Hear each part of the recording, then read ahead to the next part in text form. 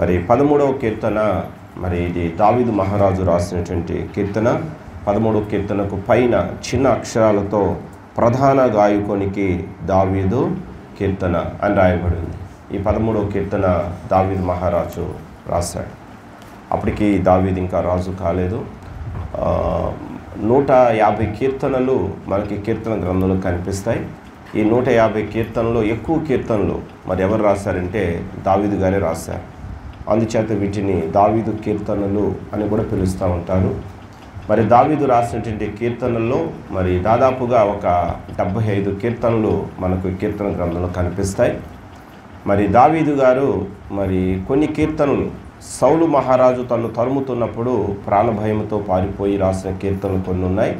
మరి కొన్ని కీర్తనలు తన సొంత కుమారుడైన అబ్షలోము దావీదుపై తిరుగుబాటు చేసినప్పుడు మరి రాసిన కీర్తనలు కొన్ని ఉన్నాయి. మరికొన్ని కీర్తనలు దావీదు బత్షెబ అనే స్త్రీతో పాపం చేసినప్పుడు ఆ పాప శిక్షను భరిస్తూ రాసిన కీర్తనలు మరికొన్ని ఉన్నాయి.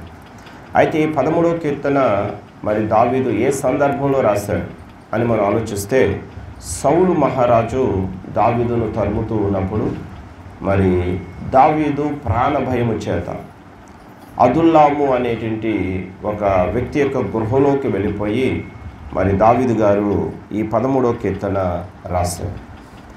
దావీదు ఈ కీర్తన రాస్తున్నప్పుడు మరి చాలా కష్టంలో, నిరాశ నిస్పృహలలో దావీదు ఈ కీర్తన రాయటం జరిగింది. సౌలు దావీదును తరుముతూ ఉన్నాడు.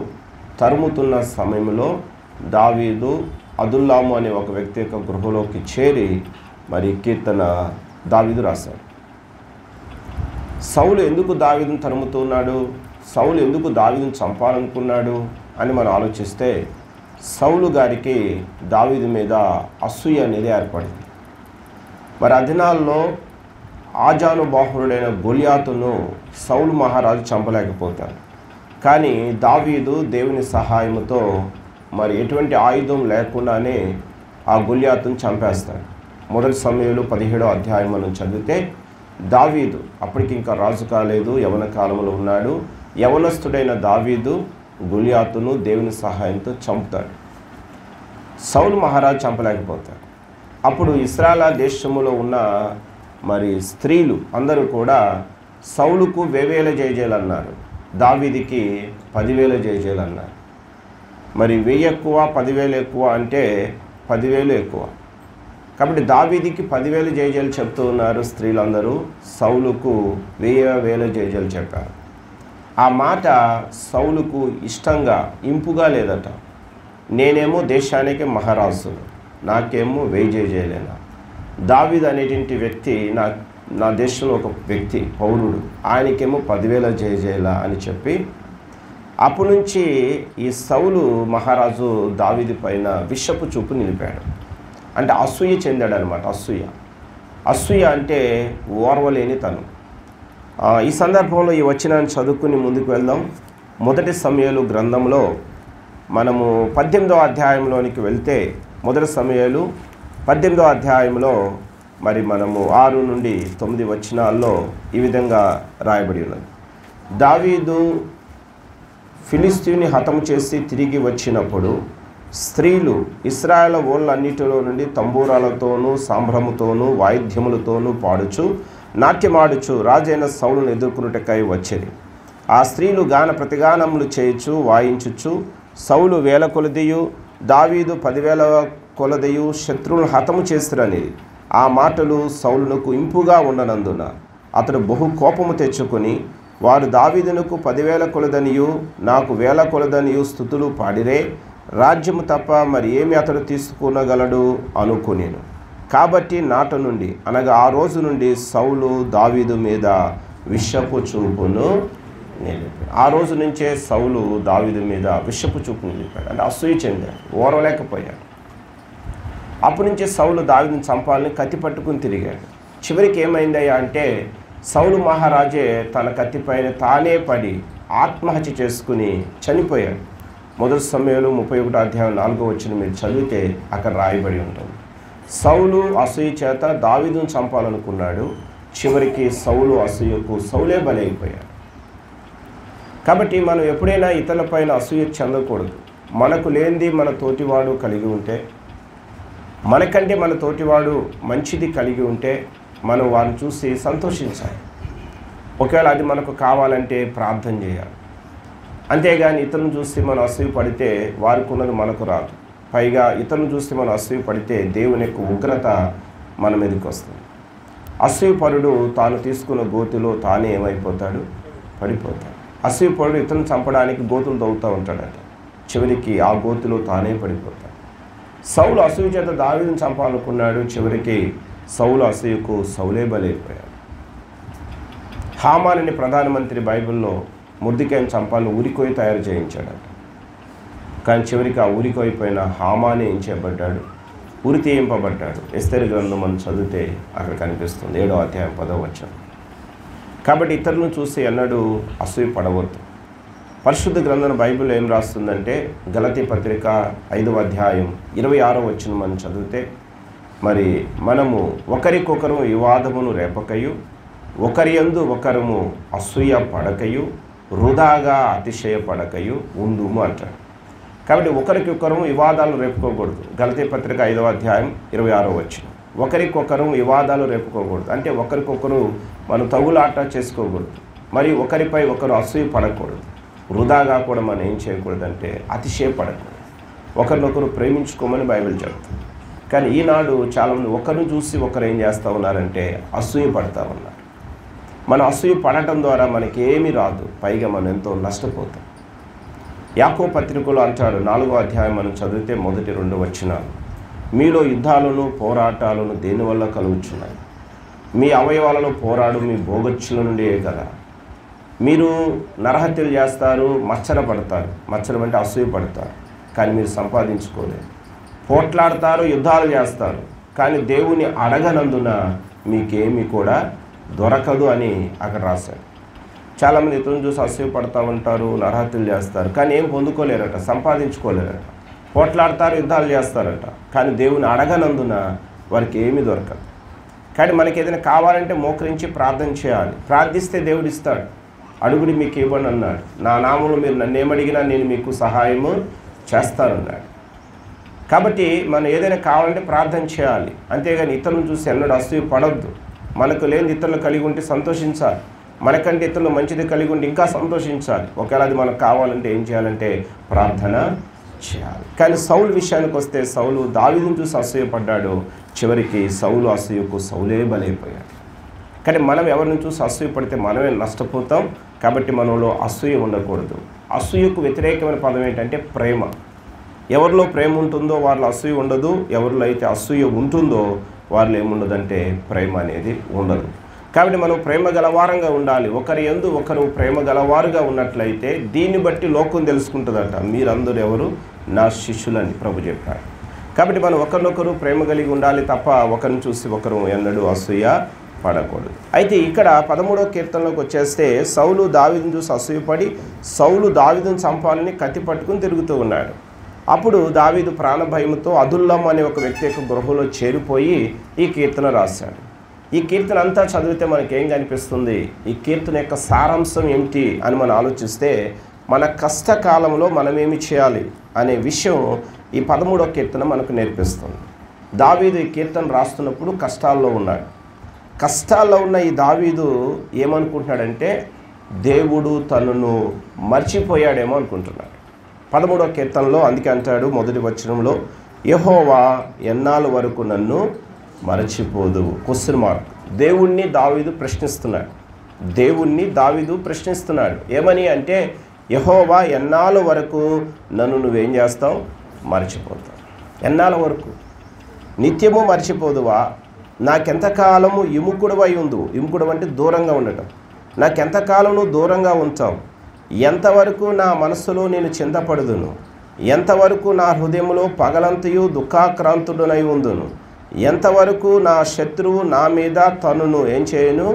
హెచ్చించుకును అని ఇక్కడ దావీదు దేవుణ్ణి ప్రశ్నిస్తున్నాడు. అంటే ఇప్పుడు దావీదు కష్టములో ఉన్నాడు. కష్టములో ఉన్న దావీదును దేవుడు మర్చిపోయాడు అనుకుంటూ దావీదు అంటున్నాడు, మరి ఎన్నాళ్ళ వరకు నన్ను నువ్వేం చేస్తావు? మర్చిపోతావు.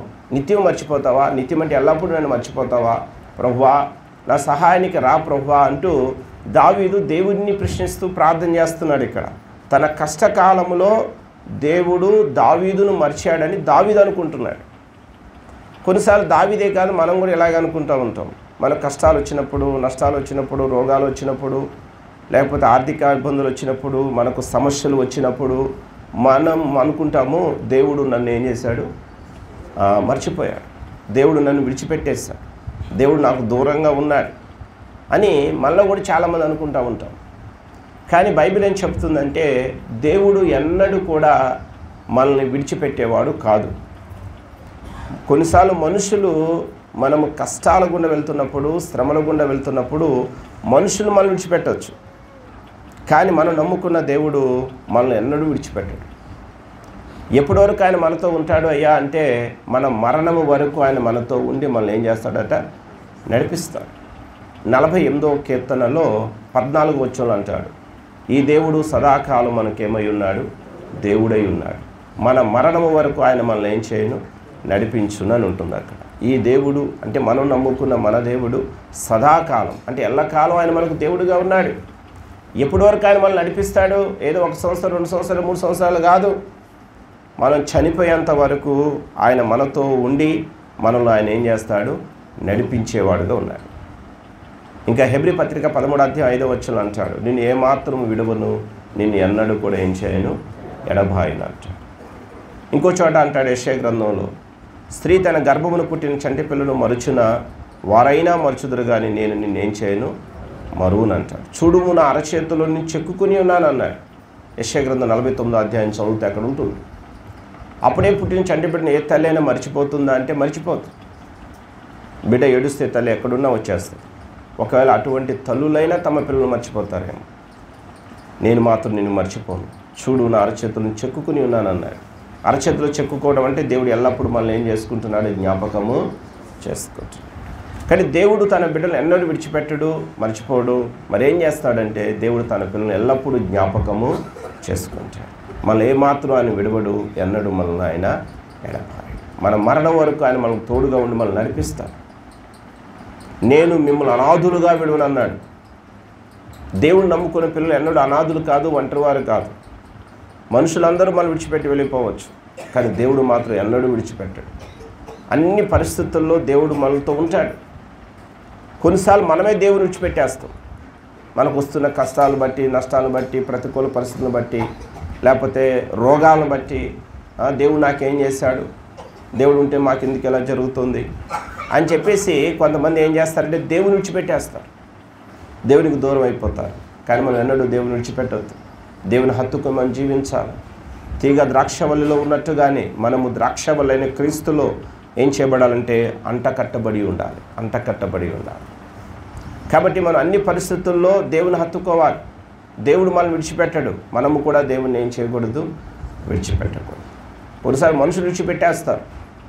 యేసు ప్రభును కూడా గెత్సెమనే తోటలో పట్టుకుంటారు, ఆ సైనికులు వచ్చి పట్టుకుంటారు. అప్పుడు అక్కడ మత్తయి సువార్త 26వ అధ్యాయం మనం 56 వచనం చదివితే శిష్యులందరూ యేసును విడిచిపెట్టి ఏం చేశారట, వెళ్ళిపోయారని మాట చదువుతాం అక్కడ.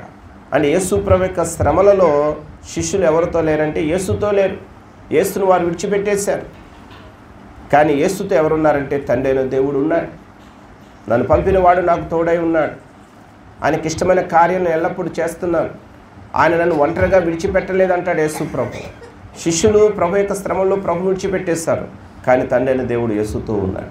ఇక్కడ అలాగే మనుషులు మన శ్రమంలో కష్టాలు మనం విడిచిపెట్టేస్తారు, కానీ దేవుడు మాత్రం మనకు తోడుగా ఉండి మళ్ళీ ఆయన ఏం చేస్తాడు, నడిపిస్తాడు. ఈ విషయం మనం జ్ఞాపకం చేసుకోవాలి. కానీ దావీదు ఇక్కడ అనుకుంటున్న విషయం ఏంటంటే తన కష్టాల్లో దేవుడు తన్ను మర్చిపోయాడేమో, విడిచిపెట్టాడేమో అనుకుంటూ దేవుని ప్రశ్నిస్తున్నాడు. ఏమని అంటే ఎన్నాళ్ళ వరకు నువ్వు నన్ను మర్చిపోతావు, నిత్యము నువ్వు నన్ను మర్చిపోతావు, ఎంతకాలం నాకు దూరంగా ఉంటావు, ఎంతవరకు నేను చింతపడాలి, ఎంతవరకు దుఃఖంతో ఉండాలి, ఎంతవరకు ఎంతవరకు ఎంతవరకు అని మళ్ళా ప్రశ్నిస్తున్నాడు దావీదు. అంటే తనకు వచ్చిన కష్టాలలో ఎంతవరకు నాకు ఈ కష్టాలు, ఈ శ్రమలు అని ఓపోతూ ఉన్నాడు. కొన్నిసార్లు మనకు కూడా కష్టాలు వచ్చినప్పుడు మనం కూడా అనుకుంటూ ఉంటాం, ఎంతవరకు నాకు ఈ కష్టం, ఎంతవరకు నాకు ఈ బాధ, ఎంతవరకు నాకు ఈ శ్రమ, ఎంతవరకు అంటే దేవుని సమయం వచ్చేంత వరకు మనం వాటిని ఏం చేయాలి, భరించాలి. బైబిల్ ఏముందంటే ప్రతిదానికి సమయం కలదన్నాడండి. కానీ దేవుని సమయం వచ్చేంత వరకు కూడా మనము మరి ఓపిక కలిగి ఉండాలి. మన కష్టకాలాల్లో ఓపికతో ఉండాలి. చాలామందికి వారికి కష్టాలు వచ్చినప్పుడు ఓపిక ఉండదు. వారికి నాకే కష్టాలు రావాలా, నాకే శ్రమలు రావాలా, నాకే బాధలు రావాలా, నేను చనిపోతే నాకు ఒక సమస్య అన్నీ తీరిపోతుందని చెప్పి కొంతమంది వారి కష్టాలను బట్టి ఆత్మహత్యా ప్రయత్నాలు కూడా చేస్తూ ఉంటారు, చావాలనుకుంటూ ఉంటారు కొంతమంది. ఒక స్త్రీ చెప్తా ఉంది, ఆమెకి భర్త ఎంతో ఇబ్బంది పెట్టాడంట, చాలా కష్టపెట్టాడంట, చాలా హింసించాడట. అయితే ఆమె చావాలనుకుందంట, అనుకుని కిరోసిన్ కూడా పోసుకుందట, తలుపేసుకుందంట, ఇంకా అగ్గిపెట్టి కొరకు ఎదుగుతూ ఉందట. ఈ విషయం వాళ్ళ తండ్రికి తల్లికి తెలిసి, వాళ్ళ అక్కకి తెలిసి ఆ తలుపులు పగలగొట్టి వెంటనే ఆమెను ఏం చేశాడట, కాపాడాడట. దేవుడు వారిలో నుంచి నన్ను కాపాడాడయ్యా, లేకపోతే అప్పుడే నా భర్త పెట్టే కష్టాలకు, ఆ శ్రమలకు నేను తట్టుకోలేక అప్పుడే ఏం చేస్తుండేదానంటే చనిపోయి ఉండేదా, కానీ దేవుడు నన్ను కాపాడాడు అని ఆమె సాక్ష్యం చెప్తాను. ఈనాడు కొంతమంది వారికి వస్తున్న కష్టాల్లో మరి చాలామంది కురింగిపోయి ఇక మాకు చావే పరిష్కారం అనుకుని ఆత్మహత్యలు చేసుకుంటున్నారు. కానీ మనం ఎప్పుడు కూడా మన కష్టాల్లో ఆత్మహత్య ప్రయత్నాలు చేయకూడదు. మనం ఆత్మహత్యలు చేసుకోకూడదని బైబిల్ చెప్తుంది. నీకు నువ్వుగా చనిపోతే, నీకు నువ్వుగా ఆత్మహత్యలు చేసుకుంటే చివరికి మన ఆత్మ నరకానికి వెళ్ళిపోతుంది. మనకు ప్రాణంనిచ్చిన దేవుడే దాన్ని తీసుకోవడానికి అధికారం కూడా ఆయనకు ఉన్నది. ఆయన నరులారా తిరిగి రండని పిలిచినప్పుడే మనం ఏం చేయాలంటే ఈ లోకయాత్రను ముగించుకుని దేవుని యొద్దకు వెళ్ళాలి. అలా కాకుండా వస్తున్న కష్టాలను బట్టి మనము ఏమండి ఆత్మహత్య ప్రయత్నాలు కానీ చేసినట్లయితే మరి చివరికి మనం నిత్య నరకానికి వెళ్ళిపోతాం. కాబట్టి మన యొక్క కష్టాలలో ఓపిక కలిగి ఉండాలి. యోబు జీవితాన్ని మనం చదువుతున్నాం. యోబు జీవితంలో ఎన్నో కష్టాలు వచ్చినాయి, శ్రమలు వచ్చినాయి, ఆస్తి పోయింది, ఆరోగ్యం పోయింది, ఒళ్ళంతా కురుపులు, బాధాకరమైన కురుపులు వచ్చినాయి. బూడిదలో కూర్చున్నాడు, పెంకు ముక్క తీసుకుని గోక్కుంటున్నాడు, భార్య వచ్చింది. ఇంకా దేవుడా దేవుడా అంటావు, దేవుడు నీకేం చేశాడు, యథార్థతను వదలవా అంటే యోబు యథార్థంగా ఉన్నాడు. అన్నీ ఉన్నప్పుడు ఎలా భక్తి చేస్తాడు, అన్నీ పోయిన అలాగే భక్తి చేస్తున్నాడు యోబు. దేవుని విడిచిపెట్టట్లేదు. కొందరుమంది అన్నీ బాగున్నప్పుడు దేవా స్తోత్రం హల్లెలూయా అంటారు, మందిరానికి వస్తారు. కానీ వారి జీవితంలో కష్టం వస్తే, లేకపోతే నష్టం వస్తే, ఏదైనా అపజయం కలిగితే వారు ఏం చేస్తారు, ఇక దేవుణ్ణి వారు మర్చిపోతారు. కానీ యోబు ఆ కోవకు చెందినవాడు కాదు, యథార్థంగా ఉన్నాడు. అన్నీ ఉన్నప్పుడు ఎలా భక్తి చేస్తాడు, అన్నీ పోయిన అలా భక్తి చేస్తున్నాడు. ఇక భార్య అంటుంది, యథార్థతను విడిచిపెట్టవా, దేవుని దూషించు. తన భార్య ఉంటుంది, సావు అంటుంది. ఒక భార్య తన భర్తకి ఇస్తున్న సలహా, యథార్థతను వదులు, దేవుడిని వదులు, చివరికి నువ్వేం కావాలి, చావు అని. కానీ యోబు ఏం చేశాడో తెలుసా అండి? యోబులో ఉన్న గొప్ప లక్షణం ఏంటంటే యోబు తన కష్టకాలంలో కూడా ఏం కలిగి ఉన్నాడంటే ఓపిక కలిగిన వాడుగా ఉన్నాడు. యోబు అంటాడు, నా విమోచకుడు సజీవుడు అని. యోబు దేవుని కొరకు ఎదురు చూస్తూ కష్టాల్లో సహనంతో ఉన్నాడు. అందుకే యాకోబు పత్రికలు అంటాడు, మీరు యోబు యొక్క సహనాన్ని గురించి వింటిరి కదా అంటాడు. నిజానికి యోబు ఎంతో సహనం గలవాడండి. తనకు అన్ని కష్టాలు వచ్చినా, అన్ని నష్టాలు వచ్చినా, ఆరోగ్యం పోయినా, ఆస్తి పోయినా, భార్య కూడా తను విడిచిపెట్టినా, యోబు మాత్రం ఎవరిని విడిచిపెట్టలేదంటే దేవుని విడిచిపెట్టలేదు. తన కష్టాల్లో ఓపికతో ఉన్నాడు. కనుక ఏం జరిగిందో తెలుసా అండి? దేవుడు తానే తన సొంత సమయంలో యోబు యొక్క కష్టాలన్నిటిలో నుంచి దేవుడు యోబుని ఏం చేశాడు, విడిపించాడు. విడిపించడమే కాదు, రెండింతలుగా దేవుడు అతన్ని ఏం చేశాడు. ఇందాక చెప్పాను చూసారా, ఒక స్త్రీని గురించి, తన భర్త ఎంతో కష్టపెట్టాడు. అయితే ఆ భర్త మారడానికి దేవుడు ఆయనకు అవకాశాలు ఇచ్చాడు. కానీ ఆ భర్త ఏం చేయలేదు, మారలేదు. చివరికి ఆ భర్తను దేవుడు ఏం చేశాడు, తీసేశాడు. కాబట్టి మన కష్టాలలో మనం ఓపికతో ఉన్నప్పుడు దేవుడు తగిన సమయంలో మన కష్టాలన్నిటిలోంచి మనల్ని ఏం చేస్తాడంటే విడిపిస్తాడు. దావీదు కూడా ఇప్పుడు కష్టపడుతున్నాడు సౌలు ద్వారా. చివరికి ఏం జరిగింది, ముగింపు మనం ఆలోచిస్తే చివరికి సౌలును దేవుడు ఏం చేశాడు, తీసివేశాడు. సౌలు తన కత్తిపైన తానే పడి ఏమంటే ఆత్మహత్య చేసుకుని చనిపోయాడు. చివరికి దేవుడు దావీదుని ఏం చేశాడంటే దేశానికి మహారాజుగా చేశాడు. సౌలు స్థానంలో దావీదుని పెట్టాడు దేవుడు. తర్వాత రెండవ రాజు, ఇశ్రాయేల్ దేశానికి రెండవ రాజు ఎవరంటే దావీదే. మొదటి రాజు సౌలు, తర్వాత దావీదు. కానీ దావీదు కొంచెం ఓర్చుకుంటే తర్వాత దేశానికి ఏమయ్యాడు, మహారాజు అయ్యాడు. యోబు తన కష్టాలు కొద్దిగా ఓపిక కలిగి ఉంటే తర్వాత రెండింతలుగా ఆయన ఏమయ్యాడు, దీవింపబడ్డాడు. కానీ కష్టాలు ఎలకాలం ఉంటాయనుకోకండి. చీకటి వచ్చిందంటే తప్పకుండా వెలుగు వస్తుంది. కానీ ఎప్పుడు నాకు ఇలాగే కష్టాలు అనుకోకూడదు. కష్టాలన్నింటిలోంచి దేవుడు మనల్ని ఏం చేస్తాడు, విడిపిస్తాడు. అదే కష్టాల్లో మనం ఓపిక కలిగి ఉండాలి. కష్టాల్లో దేవుని నిరీక్షణ కలిగి ఉండాలి. కష్టాల్లో మనం ప్రార్థన చేయాలి. మీలో ఎవరికైనా శ్రమ సంభవించినా అతడు ఏం చేయాలి, ప్రార్థన చేయవలెను అని రాశాడు బైబిల్లో. యాకోబు పత్రిక 5వ అధ్యాయం 13వ వచనంలో. మీలో ఎవరికైనా సంతోషము కలిగినా అతడు పాటలు పాడవలెను. సంతోషం కలిగిందా, పాటలు పాడండి. కష్టం కలిగిందా, శ్రమ కలిగిందా, ప్రార్థన చేయండి. ఇక రోమపత్రిక 12వ అధ్యాయం 12వ వచనం అంటాడు, ప్రార్థన యందు పట్టుదల కలిగి శ్రమలలో ఏం కలిగి ఉండాలట, ఓర్పు కలిగిన వారై, నిరీక్షణ గలవారై సంతోషించుచు శ్రమయందు ఓర్పు గలవారై ప్రార్థన యందు మీరు పట్టుదల కలిగి ఉండుడి అని రాస్తాడు రోమపత్రిక 12వ అధ్యాయం 12వ వచనంలో. కాబట్టి మనకు కష్టాలు వచ్చినప్పుడు మనకు ఓపిక ఉండాలి. కష్టాలలో మనం ప్రార్థన చేయాలి. కానీ కొంతమందికి కష్టాలు వచ్చినప్పుడు వారికి ఓపిక ఉండదు.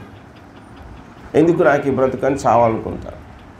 వారికి కష్టాలు వచ్చినప్పుడు మోకరించి వారు ఏం చేయాలంటే ప్రార్థన కూడా చేయాలి. కష్టాల్లో ప్రార్థన చేయాలి. కష్టాల్లో ఓపిక కలిగి ఉండాలి. కష్టాల్లో దేవుని సమయం వచ్చేంత వరకు వేచి ఉండాలి. అప్పుడు దేవుడు ఏం చేస్తాడో తెలుసా అంటే తగిన సమయంలో ఆ కష్టాలన్నింటిలోంచి మళ్ళీ ఆయన ఏం చేస్తాడు, విడిపిస్తాడు. కాబట్టి ఇక్కడ దావీదు విషయానికి వస్తే దావీదు తన కష్టాల్లో దేవుడు తను మర్చిపోయాడేమో అనుకున్నాడు, మొదటిది. రెండోది, దావీదు తన కష్టకాలంలో ఏమీ లేనివాడుగా ఉన్నాడా అంటే ఓపిక లేనివాడుగా ఉన్నాడు. అందుకే ఎంతవరకు నన్ను మర్చిపోతావు, ఎంతవరకు నాకు దూరంగా ఉంటావు, ఎంతవరకు నిన్ను పగలంతయు నా హృదయంలో చింతపడాలి, ఎంతవరకు నేను దుఃఖాక్రాంతుడిగా ఉండాలి, ఎంతవరకు అని దావీదు ఓపిక లేనివాడుగా దేవుని అతడు ఏం చేస్తూ ఉన్నాడు, ప్రశ్నిస్తూ ఉన్నాడు. దానికి దేవుని సమాధానం ఏంటయ్యా అంటే ఆయన సమయం వచ్చేంత వరకు మనం ఏం చేయాలంట, ఓపిక కలిగిన వారంగా ఉండాలి. ప్రతిదానికి ఏముందని రాశాడు బైబిల్లో, సమయం ఉన్నదని రాశాడు. మనం తొందరపడినంతగా దేవుడు తొందరపడడు. దేవుడు ప్రతిదీ తన సొంత సమయంలో కార్యాలు చేస్తాడు. అయితే ఇక్కడ దావీదులో ఉన్న గొప్ప లక్షణం ఏంటయ్యా అంటే తనకు కష్టాలు వచ్చినప్పుడు దేవుడు విడిచిపెట్టాడేమో అనుకున్నాడు. తనకు కష్టాలు వచ్చినప్పుడు మరి ఓపిక లేకుండా ఎంతవరకు నాకు ఈ కష్టాలను ప్రశ్నించాడు.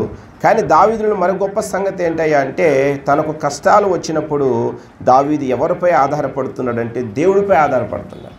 ఇక్కడ మనం 3వ వచనం చదివితే 3వ వచనంలో దావీదు అంటాడు, యెహోవా నా దేవా నా మీద ఏం చేయాలి, దృష్టించి నాకు ఉత్తరం ఇమ్ము.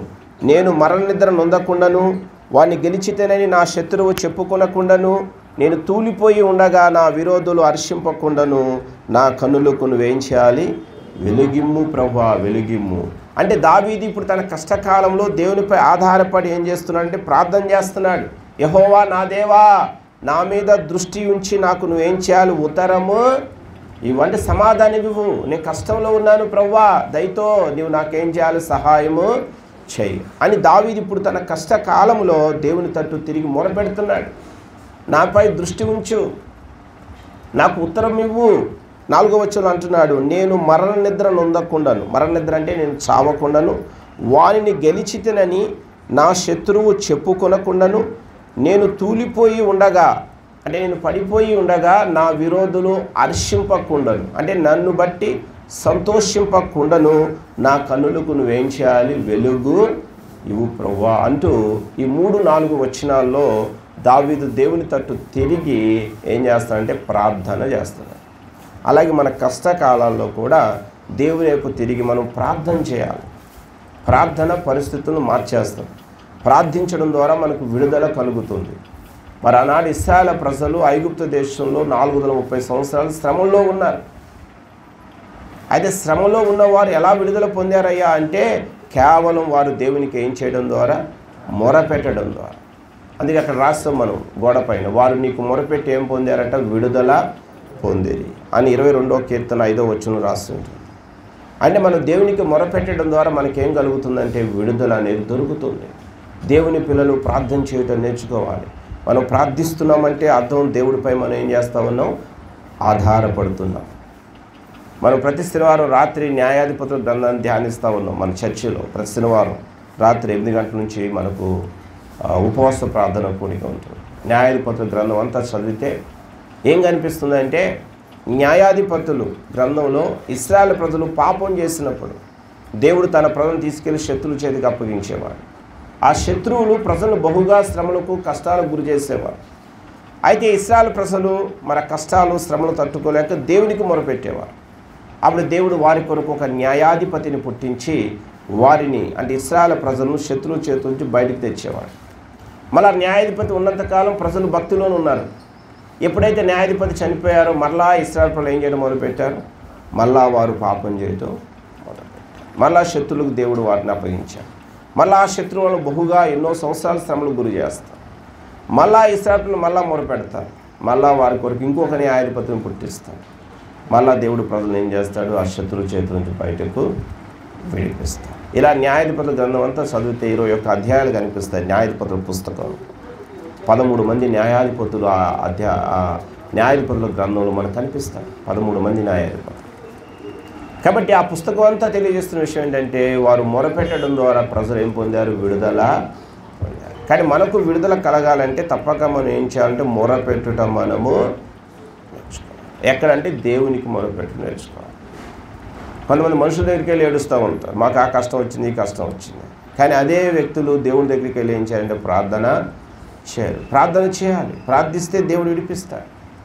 ఇప్పుడు దావీదు కష్టంలో దేవుడు తను మర్చిపోయాడు అనుకున్నాడు, కష్టంలో ఓపిక కోల్పోయాడు. కానీ గొప్ప సంగతి ఏంటంటే, కష్టంలో ఉన్న దావీదు ఇప్పుడు ఎక్కడికి వెళ్ళి మొరపెడుతున్నాడంటే దేవుని యొద్దకు వెళ్ళి మొరపెట్టాడు. దావీదు ప్రార్థన దేవుడు విన్నాడండి. సౌలు గారు దావీదును ఎన్నో సంవత్సరాలు తరిమాడు. ఎన్నో సంవత్సరాలు దావీదు సౌలు యొక్క భయము చేత కొండలకు, గుట్టలకు, పర్వతాలకు పారిపోయాడు. ఆయన నిద్ర లేవు, తిండిలు లేవు, తెప్పలు లేవు దావీదుకి. ఏమంటే దావీదు గొల్యాతుని చంపాడు, ఆజానుబాహుని గొల్యాతుని దేవుని సహాయంతో. సౌలును చంపడం దావీదుకి పెద్ద కష్టమేం కాదు. గొల్యాతుని చంపినటువంటి దావీదు సౌలును చంపలేడంటే చంపగలడు. దావీదు దేవుని ఎందుకు గొప్ప విశ్వాసం కలిగిన వాడు. దావీదు గొర్రెలు కాసుకుంటున్నప్పుడు సింహం వచ్చి గొర్రెని ఎత్తుకుని పోచుండగా సింహాన్ని చీల్చేశాడట దావీదు. ఎలుగుబండి వచ్చి ఆ గొర్రెని ఎత్తుకుని పోతుండగా ఎలుగుబండిని కూడా చీల్చేశాడట దావీదు. సింహాన్ని, ఎలుగుబండిని, గొల్యాతును దేవుని సహాయంతో జయించిన దావీదు సౌలును చంపడం పెద్ద కష్టం కాదండి. కానీ దావీదు ఎవరిని చంపలేదు అంటే సౌలును చంపలేదు. సౌలు గారు దావీదు చేతికి చిక్కారట ఒకసారి. అయినా సరే దావీదు సౌలును చంపలేదు. దావీదుతో ఉన్న వారు అంటున్నారు, ఇదిగో నీ శత్రువు నీ చేతికి చిక్కాడు, చంపు అంటే దావీదు ఒక చక్కని మాట చెప్పాడు. ఏమన్నా తెలుసా? ఇతడు యెహోవా చేత అభిషేకింపబడిన వాడు. యెహోవా చేత అభిషేకింపబడిన వాడిని చంపి నిర్దోషకుట ఎవరికి సాధ్యం? నేను ఈ సౌలును చంపను, దేవుడితోని అభిషేకించుకున్నాడు. ఆ దినాల్లో ప్రవక్తలే కాదు దేవుని చేత అభిషేకింపబడేది, రాజులను కూడా ఆ దినాల్లో ఏం చేసేవారు? అభిషేకించేవారు. కానీ దేవుని చేత అభిషేకించబడిన ఈ సౌలును నేను చంపను, అతడు యుద్ధంలో పోయి అతడే చస్తాడు, లేకపోతే దేవుడే ఆ సౌలును ఏం చేస్తాడు? తీసేస్తాడు. నేను చంపను అంటాడు. ఈ సందర్భంలో ఈ వచనం చదువుదాం. మొదటి సమూయేలు గ్రంథం 26వ అధ్యాయం. మొదటి సమూయేలు గ్రంథం 26వ అధ్యాయంలో, మొదటి సమూయేలు 26వ అధ్యాయంలో మనం వెళితే అక్కడ ఈ మాట మనకు రాయబడి ఉన్నది.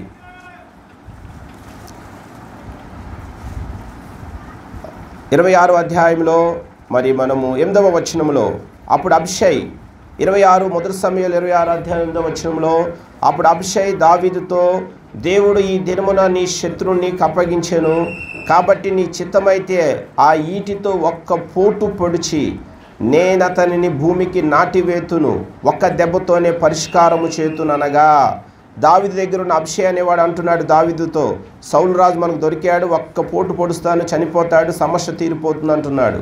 అయితే దావీదు చెప్తున్నాడు 9వ వచనంలో, దావీదు నీవు అతనిని ఏం చేయకూడదు?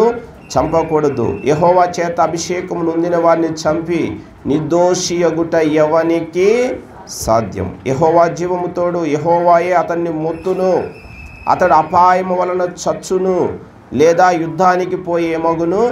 నశించును. యెహోవా చేత అభిషేకం నొందిన వారిని నేను చంపను, అలాగున నేను చేయకుండా యెహోవా నన్ను ఆపును గాక.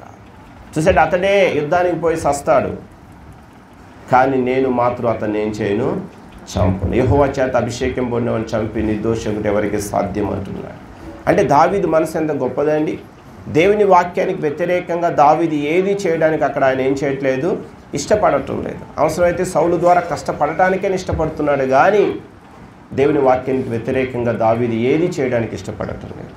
మనం కూడా మన జీవితాల్లో కూడా వాక్యానికి వ్యతిరేక పనులు ఏవి చేయకూడదండి. బైబిల్లో దేవుడు ఏమన్నాడు తెలుసా? నన్ను ఘనపరచువారు నేనేం చేస్తానన్నాడు, ఘనపరుస్తాన్నాడు.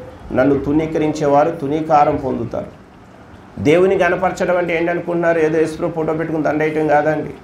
దేవుని ఘనపరచుట అంటే మన అసలు యేసుప్రభు ఫోటోలు కూడా పెట్టుకోకూడదు. దేవుడు ఆత్మ కనుక ఆయన ఆరాధించేవారు ఆత్మతో సత్యముతో ఆరాధించమని బైబిల్ చెప్తుంది. దేవుని ఘనపరచడం అంటే దేవుని వాక్యానికి లోబడి జీవించడం. దేవుని ఘనపరచడం అంటే దేవుని తునీకరించడం అంటే దేవుని యొక్క వాక్యాన్ని మనం పక్కన పెట్టేయటం. వాక్యానికి వ్యతిరేకంగా జీవించడమే దేవుని తునీకరించడం. వాక్యానుసారంగా నడుచుకోవటము దేవుని ఘనపరచడం. దావీదు దేవుని వాక్యానుసారంగా నడుచుకున్నాడు. అందుకొరకు కష్టాలు శ్రమలైనా అనుభవించడానికి ఇష్టపడ్డాడు. దేవుడి చేత అభిషేకింపబడిన సౌలును చంపడానికి దావీదు ఇష్టపడలేదు. దావీదు దేవుని ఘనపరిచాడు కనుక దేవుడు దావీదును కూడా ఏం చేశాడు తెలుసా? ఘనపరిచాడు. గొర్రెలు కాసుకునే దావీదును దేవుడు తర్వాత దేశానికి ఏం చేశాడు? మహారాజుగా చేశాడు. అది ఘనపరచడం కాదా? గొర్రెలు కాసుకునేవాడు దేశానికి రాజు అవ్వటం అంటే అది ఎవరికి సాధ్యం? దేవుడు దావీదును పైకెచ్చించాడు. కారణం దావీదు దేవుని ఘనపరిస్తే దేవుడు దావీదుని ఘనపరిచాడు. మొదటి సమయంలో 2:30 ఉంటుంది, నన్ను ఘనపరచువాన్ని నేనేం చేస్తాను, ఘనపరుస్తాను.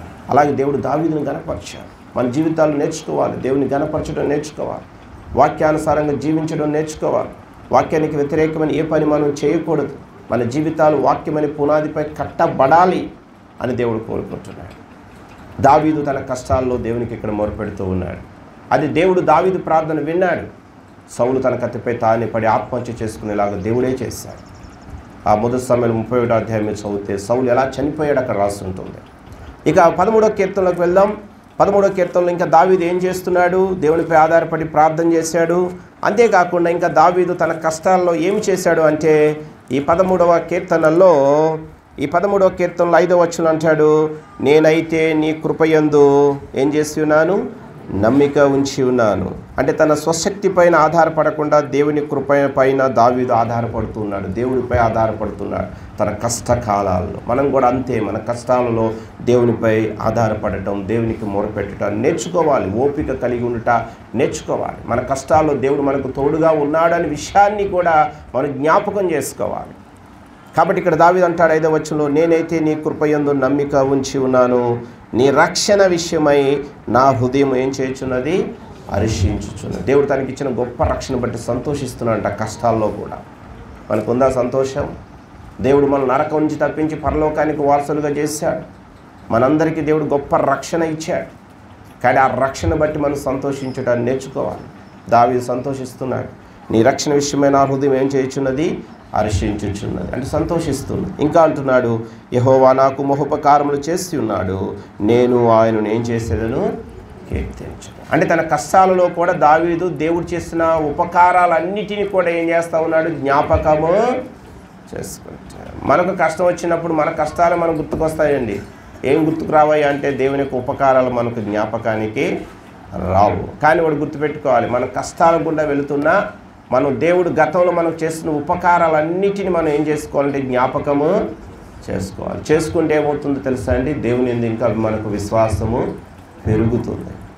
పలానాప్పుడు పలానా కష్టం వచ్చేప్పుడు దేవుడు నన్ను విడిపించాడు, ఇప్పుడు నాకు ఈ కష్టం వచ్చింది, ఈ కష్టం నుంచి కూడా దేవుడు నన్ను ఏం చేయగలడు, విడిపించగలడు అనే విశ్వాసం మనలో పెరుగుతుంది. కానీ కష్టాలలో ఊరికనే ఏడుస్తూ కూర్చోవద్దు. కష్టాల్లో దేవునిపై ఆధారపడటం, ప్రార్థించటం నేర్చుకోవాలి. కష్టాల్లో దేవుడు మనకి ఇచ్చిన రక్షణ బట్టి సంతోషించడం నేర్చుకోవాలి. కష్టాల్లో కూడా దేవుడు చేసిన ఉపకారాలన్నిటినీ జ్ఞాపకం చేసుకుంటూ ఆయన మనం ఏం చేయాలంటే స్తుతించటం మనము నేర్చుకోవాలి. కష్టాలలో మనము ఓపికతో ఉండాలి. కష్టాలలో దేవుడు నాతో ఉన్నాడనే నిరీక్షణతో మనం ఉండాలి. అప్పుడు ఏం జరుగుతుందంటే దావీదును కష్టాలన్నిటి నుంచి విడిపించి దేశానికి మహారాజుగా చేసినట్టుగా దేవుడు కూడా మన కష్టాలన్నిటి నుంచి విడిపించి మనల్ని కూడా ఆయన ఏం చేస్తాడు, దీవిస్తాడు, హెచ్చిస్తాడు. కాబట్టి దావీదు లాంటి ఈ యొక్క విశ్వాసం మనం అందరం కలిగి ప్రభు కొరకు జీవిద్దాం.